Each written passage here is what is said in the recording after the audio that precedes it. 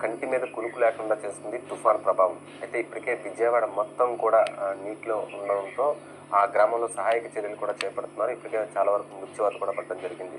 అయితే ఎప్పుడు లేని వరదల్ని ఆ ప్రాంతవాసులు చూసి ఒక్కసారిగా భయపడ్డారు. అయితే మరొక తుఫాను వస్తుందనేసరికి ఇటు ఆంధ్రప్రదేశ్, అటు తెలంగాణ ప్రజల్లోకి మాత్రం గుండెలు రాయి పడిపోయే పరిస్థితి కనిపిస్తుంది. అయితే ఇప్పటికే ఈ పరిస్థితిని కోలుకోలేకపోతున్న సమయంలో మరో తుఫాన్తో ఎలా ఉంటుంది, అసలు ఈ ప్రభావం ఏంటంటే మనతో మాట్లాడడానికి ఆంధ్ర యూనివర్సిటీ ప్రొఫెసర్ రామకృష్ణ గారు మనతో ఉన్నారు.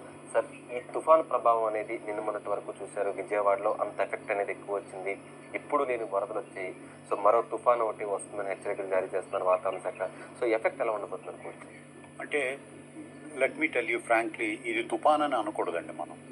ఇప్పుడు మాన్సూన్ సీజన్లో series of monsoon lows and depressions form అవుతాయి. కాకపోతే ఏంటంటే గత 10 ఏళ్లలోనూ ఇంత ఉధృతిగా ఇంత తక్కువ టైంలో ఈ మాన్సూన్ డిప్రెషన్స్ అన్నవి ఫామ్ అవ్వడం జరగలేదు. ఈ ఏడాది జరిగింది చాలా నాళ్ల తర్వాత. దాని మూలాన ఏంటంటే ఏ సిరీస్ ఆఫ్ డిప్రెషన్స్ ఫామ్ అవ్వడం, అవి చాలా వరకు వర్షపాతాన్ని తీసుకురావడం మూలాన రిజర్వాయర్స్ అన్నీ బియాండ్ రిజర్వాయర్ లెవెల్స్ పెరిగిపోయినాయి up to the brim. So ఎప్పుడైతే రిజర్వాయర్స్ అన్నీ ఫిల్ అయ్యాయో అక్కడే కొంచెం అప్రమత్తంగా ఉండాల్సింది మన వాళ్ళు. కాకపోతే ఏంటంటే రిజర్వాయర్ లెవెల్ ఫిల్ అవ్వగానే మళ్ళీ వెంటనే వర్షపాతం ఉండడం మూలాన 7 నుంచి 13 సెంటీమీటర్ల వరకు కూడా పడిన కొన్ని దాఖలాలు ఉన్నాయి. దాని మూలాన ఈ ఏర్లన్నీ పొంగి ఇవన్నీ ఓవర్ఫ్లో అయిపోయి విజయవాడ అంతా ముంచేయడం జరిగింది. ఇప్పుడు విజయవాడలో కూడా అన్ని ప్రాంతాల్లో కాదు, కానీ సింగనగరు కొంచెం మిగతా చోట, ఇప్పుడు మన ప్రకాశం బ్యారేజ్ ఆ లెవెల్స్ అన్నీ ఉండిపోవడం మూలాన, బ్యారేజ్ అంచునున్న లెవెల్స్ అన్నీ పెరిగిపోవడం మూలాన ఇనండేషన్ అది ఎక్కువైపోయింది.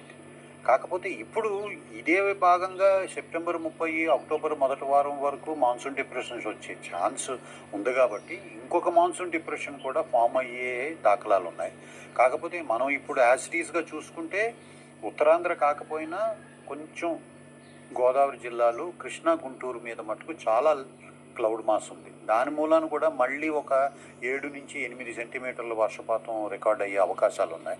ఇక్కడ కొంచెం మనం జాగ్రత్తగా ఉండాలి. ఇది మరింత వరదని క్రియేట్ చేసి ఇంకొంచెం ప్రాంతాలని ముంపు చేసే అవకాశాలు కూడా ఉన్నాయండి.